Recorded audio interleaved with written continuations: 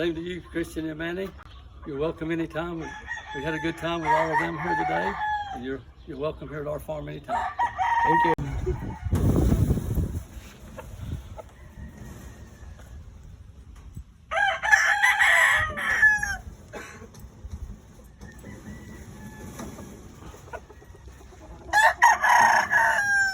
Ang ganda ng ulo.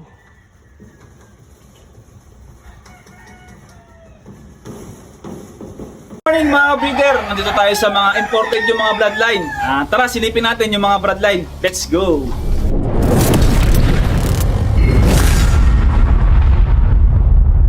Ayun mga breeder, nandito tayo sa Pisagala Bill. Naimbitan tayo ng ating kaibigan na nasa Amerika. Ang mga manok dito ay puro imported. Ayun, sa mga gusto mag-avail, itatanong natin kung nagsishare sila ng mga bloodline para makapag-umpisa tayo sa mga gusto mag-umpisa ng mga imported. Tara, samahan niyo ako at ating sisilipin yung mga ilan sa mga broodcock nila. Mga ka-breeder, yung may-ari ng Pisagala Bill, yan. Naka-base siya sa US, kaya talagang nakakakuha siya ng mga materyales galing sa US. Yan. At ilalagay ko rin dito yung number niya, yung Facebook niya, para kung sakali may magustuhan kayo, makapag-PM kayo direkta para mabilis ang usapan. Yun, may presyo pala dito mga ka-breeder, nandito pala yung presyo nila. Tingnan nyo na lang mga breeder para mas madali.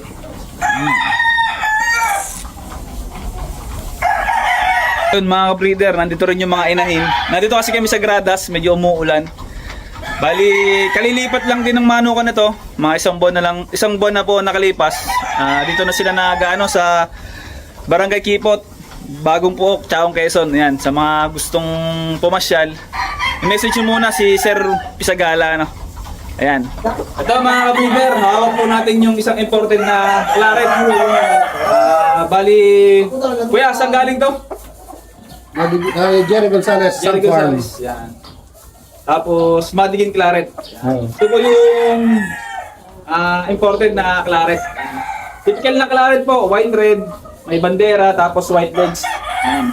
Sa mga gusto pong mag-avail at mag-infuse ng claret, napakaganda po nitong infuse sa mga inyong mga bloodline dyan.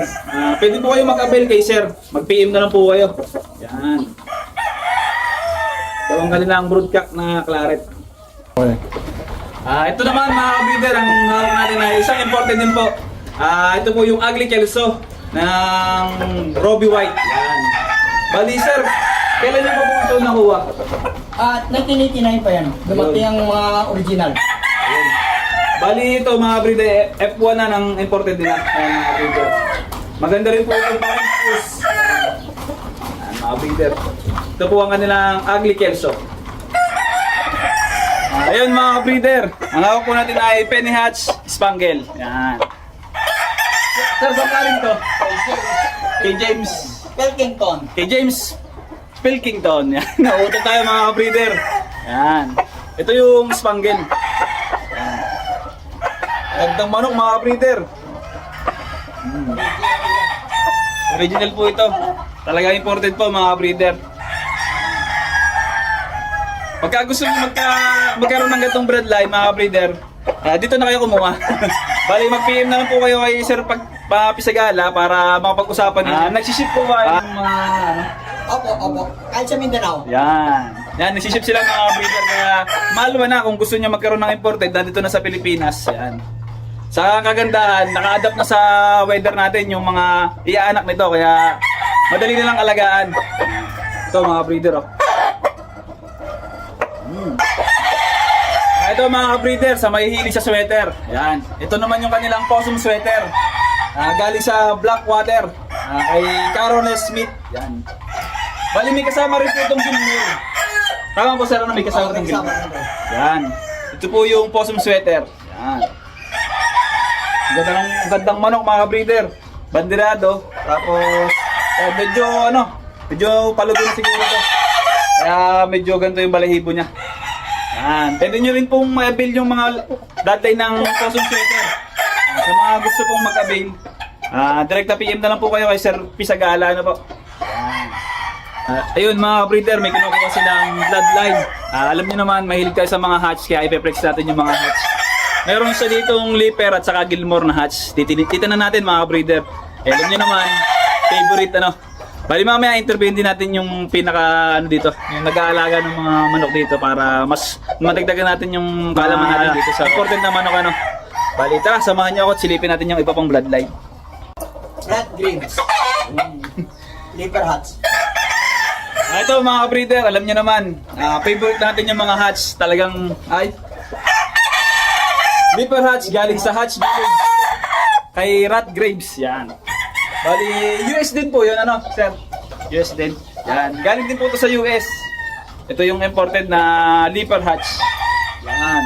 Ganito naman talaga yung mga hatch, dark color, mga breeder. Kasi yung nauusong hatch sa atin, medyo nagyayelo na. Nakikwento sa atin, na cross na yun. Ito. Favorite, mga breeder. Ito yung mga kahinayan natin, mga breeder, ay kapag napapapasyal tayo sa manukan, tapos meron silang alagang hatch, talaga namang napapaibig. Kulang na lamang po eh. Ayun. Pero, ang ganda. Ang ganda mga breeder.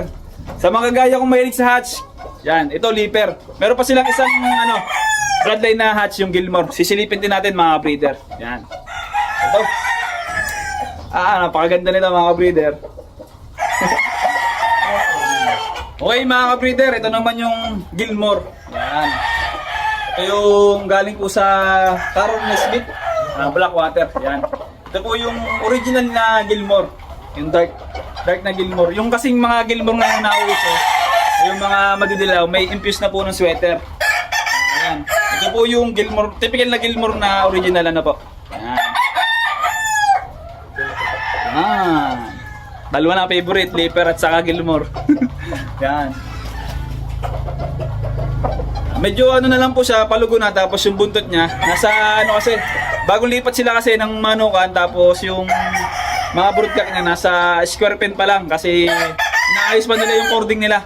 Kaya, pasamantala dito muna sila. Yan mga breeder, i-interviewin natin yung ano, si Sir Jeff. Si Sir Jeff, yan. Siya yung namamahala dito. Okay mga breeder, ito na po yung last na ipapakita ko sa inyo. Yan. Ito naman po yung green-legged sweater ng Slick Lizard ni Sir Jerry Adkins. Yan. Ito mismo, imported po ito. Galing po talaga to sa US. Yan, balik kayo na lang po mamimili kung anong bloodline ang gusto nyo. Madali naman pong kausap si Sir. Basta mag-PM lang po kayo. At itanong nyo kung may available na F1 at itong mga ito. Yan. Ito na po yung huling bloodline na ipapakita ko sa inyo. I-interview na natin si Sir Jeffrey. Sir Jeff. Yan, sorry po, Sir Jeff. Ayun mga breeder, makakasama natin yung namamahala dito. Bagong lahat, Sir. Magpakilala po muna tayo. Ako nga pala si Jeff Loms, Tubong Negros. Mga almost 15 years na ako sa pamilya ng mga Sagala. Dumating ako dito 2007 pa eh. Ano po sila talaga, pamilya na ng mga manok talaga? Oo, nung dumating ako, yung papa ni Daryl, sa States pa yun eh. Siya kukuha doon ng mga imported, pinapadala sa amin ng uncle niya sa Santo Tomas. Bali hindi pala siya biglang nagpadala ng imported, talagang Matagal na. matagal na. Matagal Ayun. na. Ayun mga breeder, hindi pala biglang sumipol lang, talagang ano, nasa dugo na ni Pisagala, Sir Pisagala yung pagmamanok at ng imported. Bali, buti na lang, nakausap natin si Sir Jeff. Mas maganda yung ano, mas marami tayong nalaman ano. Sir, kwento pa kayo tungkol sa Actually yung ugly niya, si Tiny Minisis yan ang ang nagpapangalan dyan eh. Kasi si Tiny at saka si uncle ni Daryl, close friend yun, dahil mason yun sila eh. Yung tinawag niya na ugly kasi malaki ang ulo, na talagang sabi ni Capistrano, pumunta din siya doon eh, sa farm. Isa daw yun sa mga best breed ni Rabiwan. kung ano naman po, bawa, magpo-cross po tayo, saan niyo po tinong-cross yung ugly Kelso? Dalawa lang eh, hindi sila pwede sa sweater eh. Ang number one nga process na nila sa rounded lang at saka sa claret. Claret po. Yun, sa claret naman po, bali, sa saan to galing yun, boss? Ito bago lang, last year na yung dumating, galing kay, sino to? Madigin po yan. Oo, Madigin. Kay Okay, Jerry Gonzales. Jerry Gonzales. Bali, saan kaya magandang ituros po yung inyong mga sa Kasi experience kasi nasubukan ng mga tropa, sa Roundhead lang sila mga ayos eh. Tsaka sa Kelso. Ayan. Yun mga kabreeder, nakakuha na naman tayo ng tips mula sa veteranong breeder. Bali, boss, nakita ko meron kayong nakasabi dito na nag-champion ba yun? Ang bago lang, Yung paglipat dito. paglipat, after 3 weeks siguro, nag-try kami. 2 weeks Wait, sa tao dito sa Lucena. sa Lucena. Bali, bininyagan nyo pala, bininyagan nyo. Di swerte din naman. Bali, ano po yung inyong in-exam doon na bloodline? Ang posom na cross sa Slick Lizard na ano din, sweater. Sweater. Puro sweater, straight sweater at saka yung ugly nga white namin. Bali, ngayon po ba may mga breed na kayo na mga imported? Mayroon na mga pasisiyo, pero kunti-kunti pa lang. Kasi bagong lipat, Oo, lipat. yung galing doon sa Nagkarlan na old na farm niya, medyo ano namin muna. Kuha, tsaka ano namin. Kal namin yung hindi pwede. Kasi Ayan. marami ang hindi pwede. Yun ang maganda kasi hard calling para yung makukuha ng mga kabreeder natin, sulit naman. No? Yan, importante. Tsaka napakaswerte lang ng mga bagong sibol na breeder kagaya ko kasi dati, alam niyo ba dati na ang pagmamanok tagong-tago yan dati, yung mga imported. Bihira lang na makakapag-share sa inyo ng imported. Ngayon napakaswerte na. Napakaluwag na natin sa imported. Katulad nga po dito kay Sir Pisagala Bill, pwede na kayong mag-avail. At ang maganda doon, hindi lang siya basta bumili ng imported, masusubukan niya rin yung lahi. Kasi siya mismo ang nagsusubok sa mga nag-i-entry siya sa mga isa yan. Tapos, yun mga breeder, yung presyo naman dito, kapresyo lang din ng ka-breeder ng mga local na manok natin. Kaya kayang-kaya kung sadyang gusto, kaya natin pag-ipunan, di naman tayo nagmamadaling mag-breed, no? Bali, madali na naman kontakin si Sir. Yan. Yung isang broodstag dito, kapag nakapag-avail tayo, malaking bagay po yung sa ating mga ka-backyard. Lalo na sa mga nag-uumpisa na backyard. Di ba mga breeder, kasi isipin nyo, meron kayong backyard, nag-uumpisa kayo backyard. May lamang kayong imported, lamang na tayo sa ulutan. Hindi nila alam na ang lamang pala ng bloodline na nasa manok nyo, may lahok na imported. Kaya lamang tayo sa ulutan. Yun mga breeder, medyo mahaba-haba na itong vlog na to. Last na po, yung pong location nito, saan po sir matatagpuan? Sa Barangay Tipot, Chaong, sa Cassandra Subdivision. Bagong po, Bagong Pook. Bali, mag-PM na lang po tayo kay Sir Pisagala. Ilalagay ko po dito yung kanyang Facebook. Yan, ito po yung Facebook niya. At sa mga bibisita at sa mga gustong mag-avail, napakasarap kakwentuhan ni Sir Jeff. Napakabait, saka madaling kausap. Kaya sigurado magkakasundo kayo. At abang-abang lang po kayo sa mga ibibreed nila. At saka pagkatapos ito, at may mga breed sila, magpo-post na rin po si Sir Pisagala nito. Apo. Yan, salamat mga breeder. Paano? Hanggang dito na lang. See you soon sa next episode na JM Game Farm. Alright. Sir, maraming salamat po. Thank you. Thank you din.